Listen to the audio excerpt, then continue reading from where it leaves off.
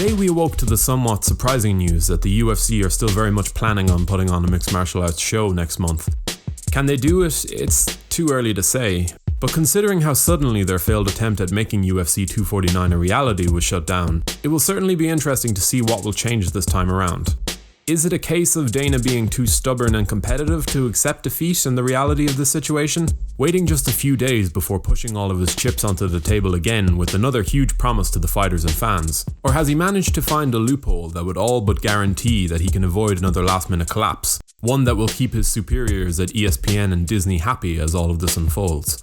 Understanding Dana White and the type of man he is may hold the answers to those questions, and if I had to guess, I'd wager that the loss of UFC 249 hit him where it hurts most.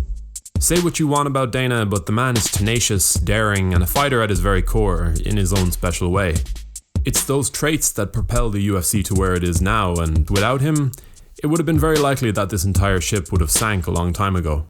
The ethical questions that surround putting on a fight card during a global pandemic will no doubt dog the build-up to this event, perhaps to an even greater extent than before.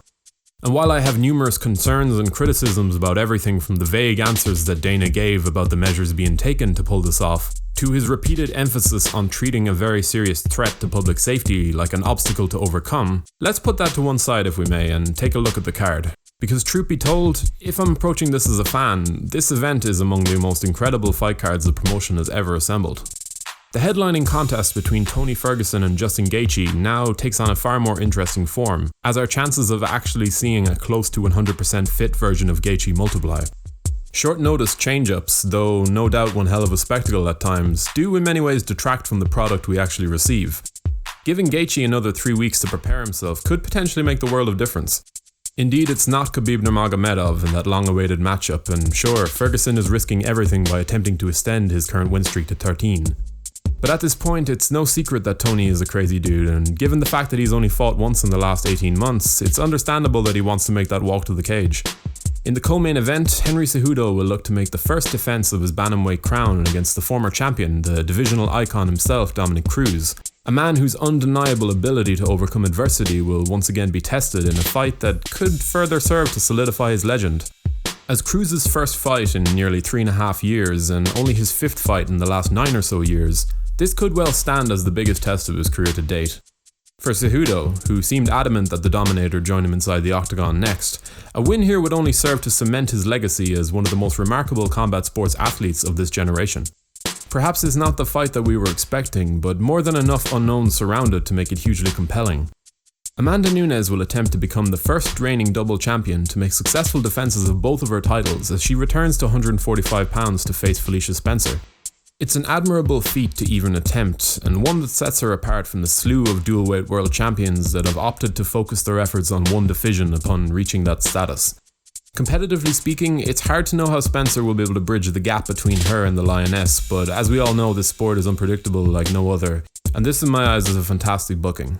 The rematch between Anthony Pettis and Donald Cerrone adds some real name power to the main card, as both fighters find themselves at something of a crossroads in their career. A loss for either man could potentially be devastating to their aspirations at this point, something that could well make this a very tense and interesting affair between two superb strikers and submission threats. For those looking for a healthy dose of brutality, how does the triple threat of Ngannou Rozenstruik, Price Luque, and Stevens Kador sound? That there is some beautifully volatile matchmaking from the UFC brass folks. And if we're looking at the card as a whole, there is a remarkably high number of proven finishers to be found from top to bottom. Prelim fighters like Jacare Souza, Uriah Hall, Fabrizio Verdum, Alexei Olenek, and even the divisive figure that is Greg Hardy. All fighters that bring a high likelihood of a finish to the table. The UFC are certainly bringing their A-game this time around, which to me makes the whole event seem like a bold statement on the part of Dana White. I think he's invested in breaking through this ongoing lockdown to such an extent that he's looking for an almighty "I told you so" to carry with him into the rest of the year once this all hopefully blows over.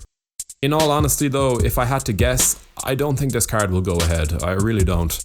Dana's competitive nature and desire to swing this precarious situation into a positive for him and his company is what is driving these boisterous plays from both him and the UFC. He's aiming for the stars with this one, and if he can pull it off, it will be a tremendous feat, love it or hate it. But with that being said, as great as it would be to see a card of this scale on our screens during this time, I do believe that White will once again be strong-armed into shutting down the show. Only time will tell, of course, but as things stand, I'm keeping my expectations under control until the playing field becomes clearer. If you enjoyed the content, be sure to like and subscribe to the channel, and as always, thanks for watching.